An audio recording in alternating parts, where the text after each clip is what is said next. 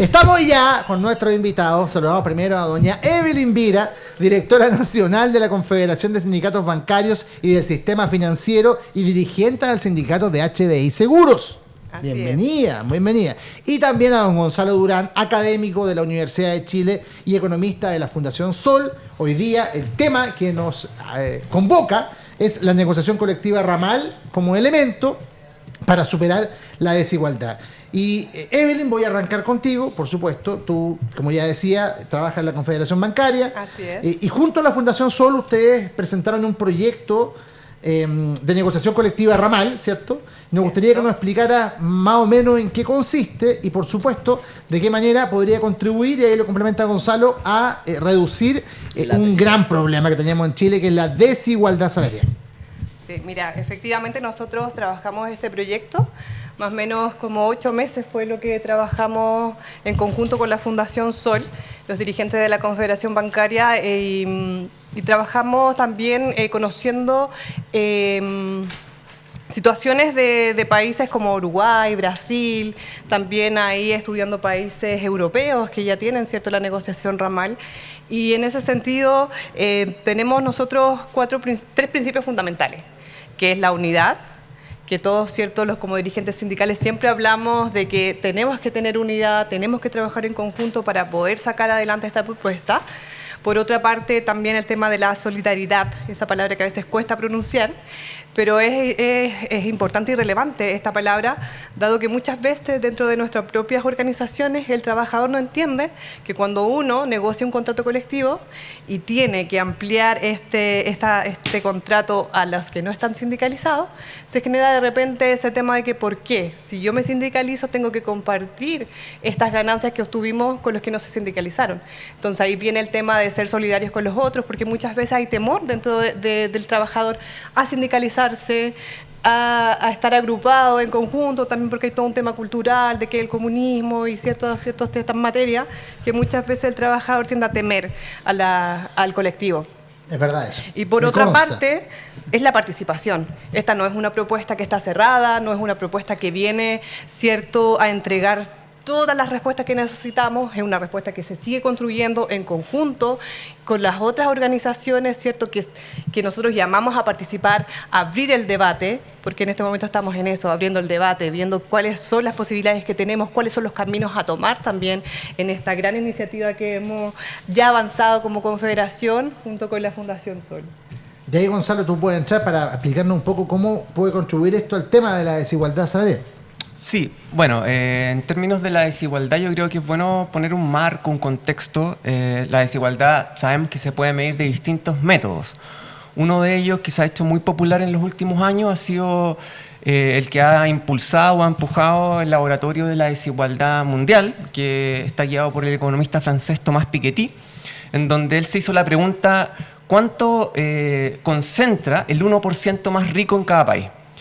Y ante esa pregunta, él con su equipo estimaron que el último dato para Chile es que el 1% más rico se queda con el 49,8% de la riqueza de este país. Y ese un dato que por sí solo nos dice un poco la magnitud del problema, pero que también cuando lo analizamos en el contexto comparado podemos ver que estamos por sobre Brasil y México, que en general también son países bastante desiguales, y por sobre Estados Unidos, que Estados Unidos es un 35%, o sea, el 1% acumula el 35%. ¿Cuáles son la otra cara de la moneda en América Latina?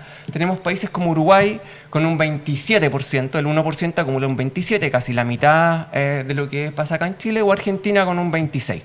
Entonces ese es como el marco general, y uno de ahí debiera preguntarse, bueno, ¿cómo lo hacen los países para tener esos niveles más bajos de concentración de la riqueza? Que también uno esto lo puede hacer el correlato con la desigualdad de los salarios, de ingresos y otras medidas. Y ahí existen distintos caminos. Chile ha apostado durante los últimos 30 años por el camino de las credenciales más individuales, ¿no es cierto? Tú te educas más, puedes tener más salario y con eso quizás la desigualdad se disminuye. Otro camino que se ha impulsado en Chile es de las transferencias, ¿no es cierto? Los bonos, los subsidios del Estado. En otros países se ha aplicado el tema tributario. Gravar a los más ricos para a partir de eso corregir la desigualdad. Ese camino en Chile ha estado un poco más desactivado, no ha sido fuerte el camino tributario, pero de lo que nunca se ha hablado en Chile es de lo que son las relaciones entre capital y trabajo. Quiero decir con esto negociación colectiva. Por ejemplo, en Uruguay no es casualidad que el 1% acumule el 27% de la riqueza, casi la mitad que en Chile, y ahí tienen negociación colectiva por rama. El 95% de las y los trabajadores negocia colectivamente. Entonces los salarios ya no se forman de la relación individual y la negociación uno a uno, sino que se van conformando colectivamente. Entonces nosotros apostamos a ese camino, mejorar la distribución o transformar la distribución de los ingresos de la riqueza a través de lo que es el conflicto capital-trabajo y en particular con la negociación colectiva por rama. Querido Hassan, Daniel, no sé, te comparto el micrófono ahora, Daniel. Sí, no, yo tengo hartas preguntas, pero tiene que ver, porque claro, estamos frente al paro de hoy día, pero me interesa más profundizar en estas diferencias que tú dices, que el 1% existe en Chile, más cerca del 50% de los recursos en Chile son del 1%. Eso tiene una explicación que parte de la dictadura. O sea, porque si tú como en dictadura entregas a un grupo de personas afines a ti, incluso tu propio yerno, ¿cierto? Julio Ponce Lerú, vienes de todos los chilenos y empieza a concentrarse, y después cuando tú dices, ya, vamos a subir los impuestos, se oponen, ¿cierto? Entonces claramente es un país que tiene todavía esa economía neoliberal que se impuso en dictadura, que en otros países como en Argentina o Uruguay fue modificándose, ¿no? Fue modificándose porque los legisladores entendieron que un país más justo, con mayor distribución, ¿cierto? Acá no. Acá lo que se hizo es no. Es más, el sistema AFP también colabora a lo mismo, porque esa plata, ¿cierto? Que la AFP, esos fondos, ¿a quién se lo entregan? Al propio ricachón Banco Chile, digamos, ¿cierto? De Luxic, que después te lo presta a ti, ¿cierto? Y el tipo crece y crece toda su industria. Entonces, tiene una explicación que parte en la dictadura, pero que se va asentando en los gobiernos de la concertación. ¿O estoy mal? No sé si... ¿Usted? Sí, o sea, efectivamente yo creo que... Digo porque el origen... Sí, pero no sé si el origen es... La dictadura lo profundiza, ¿ya? Pero cuando uno hace el rastreo histórico, vamos a ver que Chile desde el origen siempre fue un país enormemente desigual, pero luego vino obviamente la dictadura y lo que hizo fue generar ciertas fuerzas que contrarrestaran lo que en el capitalismo sucede de manera cíclica, que es la caída en la tasa de ganancia empresarial. Y esa caída en la tasa de ganancia empresarial se contrarrestó acá en Chile a través de reformas estructurales, por ejemplo, lo que fue la privatización de empresas públicas, la mercantilización de los derechos sociales. El plan empleo mínimo, o sea, el plan laboral. Sí, el plan laboral, donde ahí efectivamente nos vemos en una situación donde la negociación colectiva se le redujo totalmente la intensidad, pasándola del nivel de un nivel intermedio que iba avanzando hacia el nivel de rama. Teníamos tarifados, teníamos negociación colectiva por rama en la minería, textil, construcción, las navieras. Habían experiencias y todo eso nos dio una tasa de sindicalización que en el año 72 era un 42% en el sector privado. Hoy día la tasa de sindicalización en el sector privado está menos del 20%. 17, ¿no? 17, pero tenemos casi 9.000 sindicatos en el sector privado. Eso no es casualidad, eso lo puso también el plan laboral de la dictadura, lo impulsó. Atomización. La atomización. Claro. Y con el paso del tiempo los gobiernos postdictatoriales, ¿cómo funcionaron? Ahí básicamente cuando uno hace la lectura de la economía política, cuando hace la lectura de las escuelas de pensamiento que están detrás de los gobiernos de la concertación, uno va a ver que no hay mucha diferencia entre lo que es el pensamiento económico de la dictadura. En ese sentido se impulsa la agenda que empuja el Banco Mundial, por ejemplo, de superar la pobreza a través de transferencias y no a través de los ingresos autónomos, que es lo que uno esperaría a través de la acción sindical, lo que es la negociación colectiva por rama, y también no tocar mucho a los empresarios, porque el impuesto es considerado como un robo, ¿no es cierto?, por parte del Estado hacia esos empresarios. Entonces, esa ideología, esa línea de pensamiento económico, yo creo que se comparte a nivel de oposición y oficialismo, en el fondo. Hassan, querido. A ver, la desigualdad, que es el tema que nos convoca efectivamente, ¿no? Esto de negociación colectiva ramal es una solución al gran problema de desigualdad. Y sabemos, acá en este programa por lo menos, que la desigualdad es algo malo, ¿no? A veces nos toca explicar por qué es malo, ¿no? En sí, grandes desigualdades entre personas es una cuestión de justicia, pero en términos económicos hay dos puntos. Si uno tiene un país del mismo nivel de riqueza, si es más desigual, las personas son más pobres. Una cuestión matemática, ¿cierto? Que el promedio va a ser más bajo porque hay unos pocos que están acaparando toda la riqueza y lo que queda para los demás es menos en ese caso. Y además, y eso es curioso, pero a veces es importante recalcarlo, porque la ideología en Chile por lo menos dice lo contrario, es que los países más desiguales también crecen más lentamente, ¿no? Esta idea de las grandes desigualdades como incentivo para que la gente trabaje más y con eso las economías mueven más rápidamente es simplemente falso. Cuando hay grandes desigualdades, la gente tiene menos capacidad de trabajar porque están preocupados si los trabajadores están todos enfermos, con bajo nivel de educación, no es una buena mano de obra tampoco. Entonces hay buenas razones para combatir la desigualdad, ¿ya? En términos netamente económicos, para que crezca más rápidamente el país, para que la gente viva mejor, es mejor tener menos desigualdad. Difícil ver cómo resolver eso. Entonces estos son hay dos grandes tipos de solución a esto, ¿no? Que es la predistribución y la redistribución, ¿ya? La redistribución es que una vez que todo el mundo está ganando lo que gana, uno va con impuestos y subsidios para corregir. Y el gran problema con eso es que si uno pone altos impuestos a los más ricos, van escondiendo su plata, van desapareciendo. Entonces el gran argumento para la negociación colectiva es algo predistributivo. Es que no les llega la plata a los que acaparan normalmente esto, porque justamente en el momento de la negociación están obligados, no pueden desaparecer con esa plata, sino que lo tienen que pagar los trabajadores. El argumento en contra de eso, que ha sido fuerte, aunque no pueden hacer desaparecer la plata, son dos. Que principalmente los sistemas de mucha protección laboral, incluyendo la negociación colectiva, empuja la inflación. Entonces, todos los contratos que se reajuste por la inflación va empujando ese círculo espiral que llaman entre subir los salarios y por ende subir los precios. Entonces, si uno llega... Y eso ha sido historia en América Latina. Hay igual harto caos por inflación. Y el otro argumento es que se promueve el desempleo. Entonces, desde los trabajadores sindicalizados pueden decir como no hay problema porque ustedes ya tienen trabajo, pero si suben mucho los salarios, no temen que no van a seguir contratando a nueva gente, no temen que eso va a generar altos niveles de desempleo y además inflación en el país. Eso es el constante miedo que nos cuentan desde el otro lado. No sé cómo ven esas amenazas. O sea, eso es lo que, como tú bien te refieres a eso, la verdad que es el miedo que nos dicen todos los días. O sea, todos los días estábamos escuchando que hay desempleo, que cada día se encarece más, ¿cierto?, el costo de la vida. El tema está, que tú mencionabas, que si se mejoran los salarios, menos empleo, pero cuando se mejoran los salarios el trabajador tiene una mejor condición de vida. Y uno lo ve, o sea, nosotros terminamos hace poquito una negociación colectiva en la cual logramos en este contrato poder mejorar por IPC, ¿cierto? Que se realice el reajuste por IPC trimestralmente, y eso lo vemos ahora que justo se estaba aplicando. Y eso va en proporción a lo que va subiendo también el costo de la vida. Así también los tickets de colación y las bonificaciones que se le dan a los trabajadores. Entonces, para nosotros lo vemos como positivo. A la hora que nosotros no hubiésemos tenido negociación colectiva y no pudiéramos tener este incremento en la renta, estaríamos mucho más bajo de lo que está la inflación hoy en día. Entonces, realmente nuestro sector también estaríamos mucho más empobrecido de lo que está mucho... Bueno, el resto. ¿Eso fue en HDI? Eso fue en HDI seguro. En septiembre nosotros, a principios de septiembre terminamos la negociación y fue favorable en este periodo. No siempre es así. Nosotros tuvimos una huelga muy, muy grande al principio. No somos en relación a la empresa, que es muy grande, una empresa internacional que tiene muchas ganancias, pero en sí, en relación a los trabajadores, no son muchos los trabajadores sindicalizados. Entonces, una proporción de 600, la mitad está sindicalizada porque el resto tiene temor.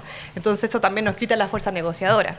Pero en esta oportunidad, y como también hay una fusión dentro de esta empresa, se generó que pudiéramos lograr un mejor contrato colectivo. ¿Hubo obtención de beneficio? Hubo extensión de beneficios. Eso para nosotros es imposible no poder llegar a ese acuerdo porque la empresa es una de las herramientas que tiene para decir, bueno, entonces si no extendemos, no tenemos este otro beneficio. Y entonces la gente no se afilia. Justamente, y ahí es cuando viene, ¿cierto?, el reclamo, oye, ¿por qué? Pero ahí tenemos que nosotros educar, porque como no hay cultura sindical, entonces tenemos que aprender que la solidaridad es parte de este proceso. Y cuesta mucho penetrar ese mundo de los que están con dudas, que creen que los puede perjudicar o que quedan más vulnerables frente al empleador. Y ahí hay un tema también que te pregunto a ti, Gonzalo, que tiene que ver con el crecimiento del empleo informal. y la poca generación de empleo, sobre todo en el caso de las mujeres, formales, ¿cierto? Que son los que tienen los derechos sociales y todo lo que corresponde. ¿Qué política se podría implementar para fomentar aquello? Porque sí, estamos hoy día con una tasa de informalidad que es preocupante. Sí, bueno, claro, quizás antes de ir a eso me gustaría añadir algo de lo que preguntaba Hassan. Efectivamente, esa idea de que los trabajadores tengan mejores sueldos va a generar más inflación es una de las corrientes de pensamiento económica a las que me refería anteriormente. Esa es básicamente la línea más monetarista. Pero lo que ha mostrado en el fondo la evidencia empírica cuando uno hace los estudios y análisis es que esa voz cada vez está más deslegitimada. Y lo que no, la voz de lo que voy a explicar ahora, porque en general cuando uno ve negociación entre el capital y el trabajo, cuando estamos hablando de salarios, lo que hay ahí, en términos súper sencillos, es una transferencia de dinero de un bolsillo al otro. En el fondo, del bolsillo del empresario al bolsillo de los trabajadores. Tú no estás creando más dinero para la economía. Entonces, en ese sentido, no es como la línea de la emisión monetaria, o lo que se dijo en su momento con los retiros, que pasó acá en Chile, que sacaron la plata, ingresó mucho dinero a la economía, y por haber mucho dinero en la economía, los sueldos, la inflación terminó por dispararse. En el caso de te voy a interrumpir. Yo no soy economista, pero el empleador no lo gasta. El trabajador sí. Sí, el empleador acumula. De acuerdo. ¿Cómo lo contestáis? Mira, estoy siendo malo, Sí, pero no, para que aprendamos. Está bien. De alguien que no cacha. Está bien. Pero el tema tiene que ver con lo que se llama, tiene que ver con la propensión a consumir. En ese caso el empresario lo pone en el banco o lo guarda y lo acumula y le genera interés ficticio. En el caso de los trabajadores, efectivamente, eso puede servir para también dinamizar la economía. Que otro punto que se estaba mencionando acá también, Evelyn también lo apuntaba, lo que significa la negociación colectiva en términos de mejorar el bienestar material de los trabajadores. Y eso, por otra parte, significa que las empresas venden más, porque el trabajador tiene más plata en el bolsillo. Entonces eso también genera un círculo virtuoso para la economía. Y a eso yo quería simplemente agregar un dato que para nosotros siempre es crucial, que lo hemos calculado y hasta el momento nadie lo ha desmentido en términos científicos, y que tiene que ver con una manifestación de esta desigualdad que estamos hablando, que se refería a Hassan, esta desigualdad como antes de redistribuir los ingresos. Cuando uno considera una jornada laboral de 8 horas, con 3 horas de trabajo tú ya financiaste la totalidad de los salarios en la economía. ¿Ya? Eso quiere decir que si la jornada parte a las 8, a las 11 ya está todo pagado.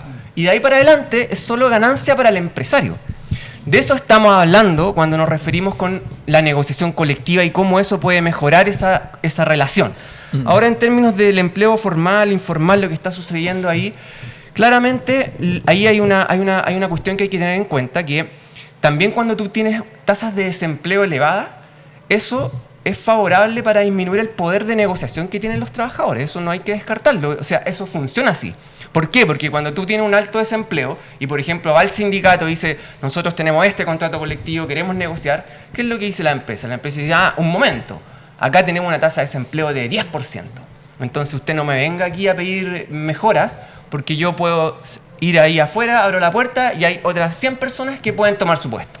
Entonces también hay que ver esa parte de la economía política, como también el Banco Central, las propias autoridades económicas tampoco apuntan a tener un desempleo o un pleno empleo, que se llama, como tener el desempleo sumamente bajo, porque eso también significa más poder para la clase trabajadora y más poder para los sindicatos. Entonces eso también hay que considerarlo en la ecuación. Y en cuanto a la formalidad e informalidad, yo diría que ahí la experiencia uruguaya es súper importante. En Uruguay, los consejos de salario, que es la negociación colectiva por rama que ellos tienen, se reactivó en el año 2005 con la llegada del Frente Amplio Uruguayo. Y cuando se reactivan los consejos de salario pasaron cerca de 10 años y la tasa de informalidad laboral bajó del 43% a cerca del 24%. Una caída significativa. ¿Por qué pasó eso? Porque la negociación colectiva por rama significa también que son los propios sindicatos los que tienen mucho más control en la economía para fiscalizar lo que es el empleo informal, y también en el empleo independiente, los que venden en los vendedores ambulantes también se organizan y pueden negociar con el Estado. O sea, se dan también esos círculos virtuosos. Exactamente. Tal cual. No, y es importante, pero ahora yo creo que alguna casta empresarial vive la prehistoria en esos términos.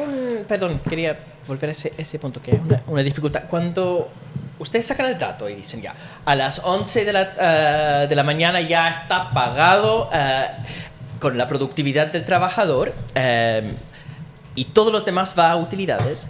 El problema es que está sacando lo que es efectivamente un promedio nacional.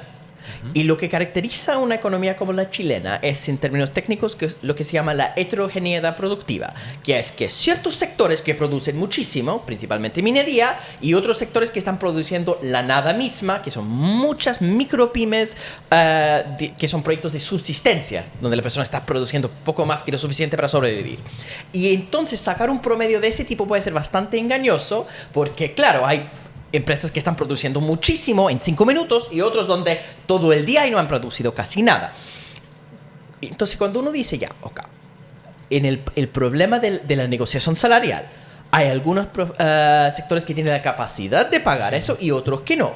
Cuando uno tiene esa negociación entre capital y trabajo, y se mueve dinero y dice que no está emitiendo más dinero, sino que esto es una redistribución dentro de, entonces no puede ser inflacionaria. El tema, como dijo Daniel, es que esta gente puede ir a consumir. Qué bueno entonces, que estamos consumiendo más, se está creciendo más. El problema es que estas economías, donde hay solamente un pequeño grupo de empresas que son muy productivas, es que tienen una especie de velocidad máxima. Entonces, cuando uno dice, bueno, la gente va a ir a comprar más cosas, perfecto, entonces se produce más, pero en algún momento se topa con la capacidad máxima de producción de la economía y no se produce más, sino que empiezan a subir los precios, y eso es porque la economía en sí es poco productiva. Entonces, lo que te van a decir es siempre, acá lo que tenemos es poca productividad, una serie de empresas que no tienen la capacidad de producir más. Va a generar más importación, más deuda y más inflación, por eso. Entonces, ese número es difícil, de las 11 de la mañana es difícil por eso. Después lo comento, pero no. Pregunta. Pero, O sea, ¿quieres que lo comente al tiro? Sí, mejor. Creo que va por ahí, por Bueno, esa línea. sí, bueno, en general, efectivamente, es un número que se puede calcular a nivel grueso. Uno podría también tratar de hacer el esfuerzo para calcularlo con datos del Banco Central, que es como lo hemos hecho a nivel más sectorial. Y claro, vamos a encontrar esa heterogeneidad. Lo que te puedo decir, por ejemplo, es que en la minería, cuando tú calculas qué es lo que pasa con la distribución capital-trabajo, del 100% del PIB que se genera en la minería, que es como la columna vertebral de nuestro país, del 100% de ese PIB, el 90% del PIB queda como excedente del capital. Y el 10% se lo quedan los trabajadores, o sea, incluso es peor. Y ahí, en el fondo, cuando uno dice, mira, esos bonos millonarios, ¿no es cierto?, que obtienen los mineros de 30 millones de pesos. El término de conflicto y se compran la camioneta. El bono de término de conflicto, en realidad, si tú lo pones en proporción a lo que genera, el valor que genera la clase trabajadora minera, es la nada. Entonces ahí pero también... si sumamos que además las empresas son extranjeras y se llevan la plata para afuera. Además. Entonces, claro, ese es un punto que hay que tener en cuenta. Ahora, cuando uno observa eso, que hay heterogeneidad, efectivamente, hay heterogeneidad a nivel de los sindicatos, de la clase trabajadora y el poder de negociación. Entonces, ahí lo que nosotros apostamos, y es un poco lo que también muestra la evidencia comparada, es que la negociación colectiva por rama lo que hace es propiciar la transferencia de poder de negociación. O sea, tú transfieres poder de negociación entre aquellos trabajadores y trabajadoras que tienen un alto poder de negociación hacia aquellos que no lo tienen. Y en ese sentido tú puedes tener esa suerte de solidaridad también que hablaba al comienzo Evelyn, y por ahí también puedes empujar el camino hacia economías que sean saludables y que tengan mayor crecimiento. Sí. Y Evelyn, te quería preguntar también, porque tú enunciaste acá los cambios que ha vivido tu industria en particular, que es la de los seguros, con permanentes fusiones, claro, con una serie de problemáticas también derivadas de la situación económica del país. ¿Cómo lo están enfrentando ustedes estos cambios desde la perspectiva sindical? Pero no solamente eso, además quiero agregarle eso. Han cerrado cuestiones, sucursales. O sea, porque ahora todo por internet. Entonces eso también es un segundo problema, ¿no? Claro, la transformación digital, como le llamamos, ¿cierto? Efectivamente, pero eso viene más que nada a lo mismo que hablábamos al principio, de que el capital quiere generar solamente ganancias con menor mano de obra, menores trabajadores. Esto es el ganar. Y ojalá no compartamos nada con estos trabajadores, compartamos lo mínimo, y ese problema, claro, se soluciona ¿cómo? Pudiendo negociar. Nosotros lo que hacemos es negociar cada 3 años, lamentablemente siempre los contratos colectivos son hasta 3 años, tú no puedes hacerlo menos, claro. Y ahí, claro, vamos nosotros enfrentándonos a las problemáticas que estamos vivenciando. Por el costo de la vida, nos subió la luz, nos subió el agua, entonces nosotros también tenemos que generar y decirle a la empresa, oye, sí, pero ahora estamos trabajando dentro de nuestros hogares y resulta que ahora estoy pagando mucho más luz, por ejemplo, o el internet. Entonces ahí hay que tener ese poder, que es lo que hablábamos, que lo que se puede generar con la negociación ramal es tener ese poder en los trabajadores, de poder ir y poder pedir un poco más, y tampoco queremos, como han dicho otros colegas acá, que la torta se reparta en mejor proporción para la clase trabajadora, sobre todo en estas industrias, en estas empresas como las empresas del sector financiero, en donde hay mucha rentabilidad. Hay mucha rentabilidad, pero no le llega a los trabajadores.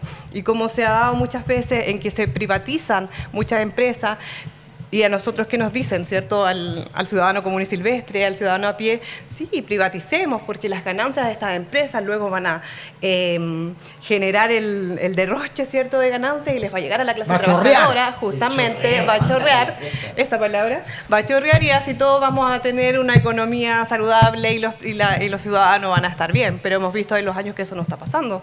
Y ahí volvemos a lo mismo, que al final hay una acumulación del capital que genera que este 1% cada vez se haga mucho más rico. En poco tiempo ya vamos a llegar a que tengan el 50% en sus manos. Entonces hay que poder poner un stop a eso y poder nosotros como trabajadores, entendiendo que además de trabajadores somos parte de una familia, ¿cierto? Participamos en otras organizaciones también dentro de nuestros sectores donde vivimos, de nuestras comunas. Entonces quizás todo eso va a poder mejorar la calidad de vida de muchas personas, no solamente de quienes trabajamos en el sector financiero. Por eso lo ideal es abrir este debate, poder conversar más allá, ¿cierto?, de lo que ya está implícito, de las ideologías que ya están implantadas, de las creencias que ya tenemos por mucho tiempo, por muchos años, para poder hacer un cambio, como se dice, abrir un poco más la conciencia y poder entender que aquí necesitamos una mejor distribución de las ganancias. Dale tú, que yo leo los comentarios y cierro. Sí, no, lo que pasa es que a mí me parece que el sector financiero es de los más organizados, si fueron capaces de hacer esta propuesta, ¿cierto?, asociados con la Fundación Sol, de una negociación ramal que, como tú dijiste en un principio, es abrir el diálogo. No es que quieren que se implemente eso, sino que se converse. Pero son el único estamento que fue capaz de ponerlo. Tal cual. Pero eso es lo que quiso decir Daniel, antes que seguramente don Juan Sutil envió energía para que se trapicara, ¿cierto? Para que cortara la programación. Tal cual. Ya, te leo algunos comentarios. Elizabeth Sánchez dice acá, con razón no quieren soltar nada los que son los verdaderos dueños del país. Papo Vidal Fernández, en Chile la colusión de las mega empresas también es ramal, dice él. Bueno, es el único ramal. Ciudadano Diego Flores, es esencial la organización de la clase trabajadora en sindicatos para avanzar en los derechos laborales para una vida digna. Evelyn Gonzalo, muchas gracias por estar acá. No, es que tengo que hacer la pregunta, Ya, hazlo porque estamos cerrando ya, estamos pasados de la hora. Ahora sí, no. ¿Cómo ven al gobierno turno con eso? Se ha demorado 3 años en una propuesta de su propio, que estaba en el programa. Y van 3 años y que le queda no mucho y todavía no lo presenta. ¿Qué onda? Bueno, nosotros como en el sector sindical no vemos mucha voluntad de nuestra parte, no vemos mucha voluntad del gobierno. Además, lo poquito que se hizo, que dijeron que iban a abrir también la conversación, duró como un mes. No creo que dentro de un mes hayan podido lograr una propuesta realmente que venga a mejorar las condiciones de la clase trabajadora. Sí, yo también lo veo con... No sé si uno podría decir se podía esperar otra cosa, ¿no? Porque de algún modo este no es un gobierno que haya tenido al trabajo como en el centro de la agenda. Porque si así hubiera sido, yo hubiera esperado que la primera reforma hubiera sido la reforma a la negociación colectiva. Y con eso tú puedes, por ejemplo, tener más fuerza después para el tema de las 40 horas, para el tema de la reforma a las pensiones, etc. Pero eso no sucedió, por algo no sucedió. Entonces, lo que nosotros vemos, y ahí también complementando lo que dice Evelyn, es que ellos ahora están trabajando en una propuesta que primero no le tienen miedo a decirle negociación ramal, y le dicen negociación multinivel, que técnicamente uno podría decir que no es lo mismo, porque multinivel es cualquier cosa encima de la empresa, pero no necesariamente ramal. O sea, si este edificio que tuviera pura empresita negociara, sería multinivel. Pero eso no significa que estamos todo el rubro de las telecomunicaciones, por ejemplo, negociando ramalmente. Entonces ahí hay una distinción y eso es lo que uno ve con preocupación, que ya pasó con las 40 horas, la letra chica. Entonces la letra chica uno lo que va a ver es que aquí hay que tener mucho cuidado porque en ese proyecto de multinivel seguramente también va a haber letras chicas. Es verdad. Ahora sí, hoy día nos acompañó Gonzalo Durán, académico de la Universidad de Chile, de la Fundación Sol, y Evelyn Vira, directora nacional de la Confederación de Sindicatos Bancarios del Sistema Financiero y dirigente de HDI Seguro. Gracias por venir y lo esperamos prontamente. Muchas Muchas gracias. Que esté muy bien. Que no te engañen. Suscríbete a nuestro canal de YouTube y no te pierdas un análisis crítico de la contingencia. Haz clic en este enlace y súmate a la comunidad de La Voz de los que Sobran.